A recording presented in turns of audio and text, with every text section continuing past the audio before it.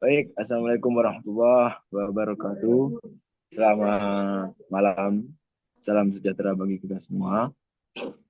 Eh, jadi dalam pembahasan terakhir dari kelompok kami, yaitu kami akan membahas mengenai peran dan fungsi dari lembaga kemasyarakatan atau lapas dalam sistem peradilan pidana Indonesia, khususnya terhadap undang-undang tindak pidana kekerasan seksual, yaitu yang diatur sebagaimana yang diatur di Undang-Undang Nomor 12 Tahun 2022. Jadi ada beberapa pembahasan yang kami perlu bahas secara tuntas pada malam hari ini, eh, yang terdiri dari 6 poin.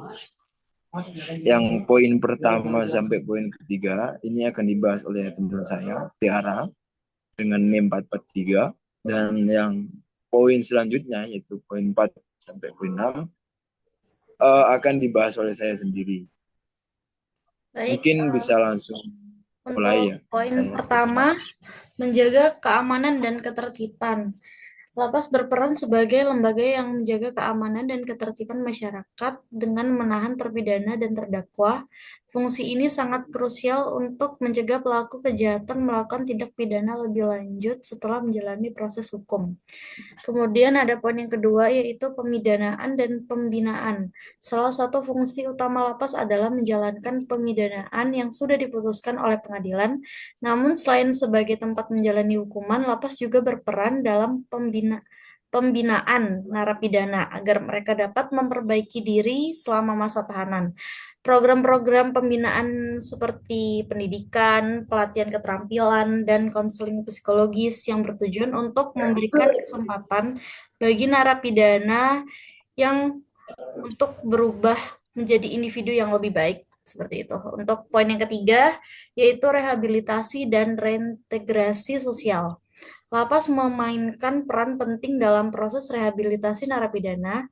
Rehabilitasi bukan hanya berfokus pada pembalasan atau hukuman semata, tetapi lebih pada proses pemulihan mental, emosional, dan sosial narapidana. Setelah menjalani masa-masa itu diharapkan dapat kembali ke masyarakat dengan sikap yang lebih baik dan dapat diterima kembali oleh lingkungan sosialnya.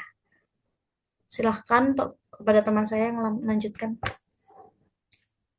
Oke, baik, saya akan melanjutkan dari pembahasan yang telah disampaikan oleh teman saya, yaitu mengenai kewenangan juga fungsi dan lapas terhadap narapidana. Nah, di sisi lain yang telah dibahas dari tadi, ada beberapa juga yang perlu saya tambahkan. Yang pertama itu dari faktor pendidikan dan juga keterampilan. Nah, selain yang tadi dijelaskan, itu ada fungsi dan juga kewenangan lapas terhadap narapidana, yaitu pendidikan dan juga keterampilan. Nah, lapas juga berfungsi untuk memberikan pendidikan dan keterampilan kepada narapidana tersebut.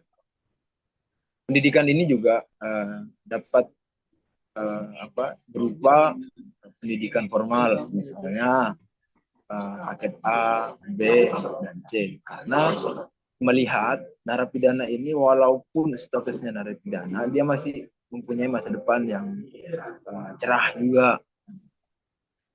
Dan juga selain dari pendidikan, lapas juga dapat memberikan pelatihan keterampilan yang dapat digunakan oleh narapidana setelah mereka kembali ke masyarakat atau keluar dari lapas itu sendiri. Hal ini dapat mendukung proses reintegrasi sosial dengan memberikan keterampilan yang dapat memperbaiki kualitas hidup terhadap narapidana setelah keluar dari lapas sendiri. Nah, selain pendidikan dan keterampilan, ada juga poin kelima, mendukung sistem peradilan yang adil dan berkeadilan. Lapas, kita berbicara mengenai lapas, lapas memiliki peran dalam memastikan sistem peradilan pidana di Indonesia berjalan dengan adil. Jadi di sisi lain, bukan hanya menjadi kewenangan pengadilan negeri dan juga pengadilan lainnya, tetapi lapas juga memiliki kewenangan di situ untuk mengawasi sistem keadilan terhadap pengadilan bagi narapidana. Dengan itu memberikan kesempatan bagi narapidana untuk berkembang dan berubah. Lapas juga dapat membantu mewujudkan prinsip rehabilitasi dalam sistem peradilan pidana yang tidak hanya terfokus pada pembalasan. Melihat dari pembahasan yang tadi saya udah cantumin juga, bahwasanya tujuan pidana ini bukan ajang untuk membalas dendam. Ada juga rehabilitasi. Nah, yang tidak punya berfokus pada pembalasan, tetapi juga pada pemulihan si narapidana dan juga pemberdayaan narapidana untuk mengurangi tingkat residivisme. Nah, ada juga poin yang keenam, pemulihan hak asasi manusia. Nah, lapas juga memiliki kewajiban atau bertanggung jawab untuk menjaga hak asasi manusia atau kita tahu HAM. Nah, pembinaan yang dilakukan di dalam lapas harus sesuai dengan prinsip-prinsip HAM. Jangan kayak terlalu arogan dalam pembinaan terhadap narapidana yang mencangkup hak untuk mendapatkan perlakuan yang manusiawi, hak untuk berpendapat, serta hak untuk mendapatkan akses terhadap perawatan kesehatan dan pendidikan. Nah, dari pembahasan dari poin 1 sampai poin 6, itu kelompok kami berkesimpulan atau menyimpulkan bahwasanya lapas atau lembaga pemasyarakatan dalam sistem peradilan pidana Indonesia khususnya tidak hanya berfungsi sebagai tempat penahanan, tapi juga sebagai sarana untuk pembinaan, rehabilitasi, dan integrasi sosial narapidana.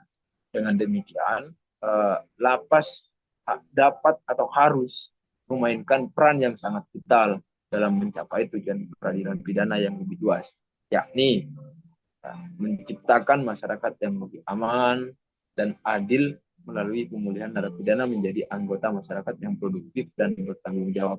Dan catatan bagi nanti kalau misal kita presentasi kelompok kita ini ditonton oleh lapas, catatan bagi lapas bahwasanya yang sangat urgent atau yang sangat fundamental itu dari faktor psikologis narapidana sendiri itu perlu dijaga. Mungkin itu dari penjelasan saya. Dan juga sekaligus menutup atau mewakili dari teman kelompok saya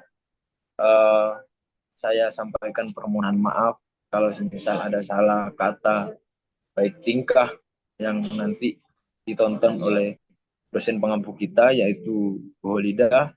Kami minta maaf. Mungkin itu sekian dari kelompok kami. Assalamualaikum warahmatullahi wabarakatuh.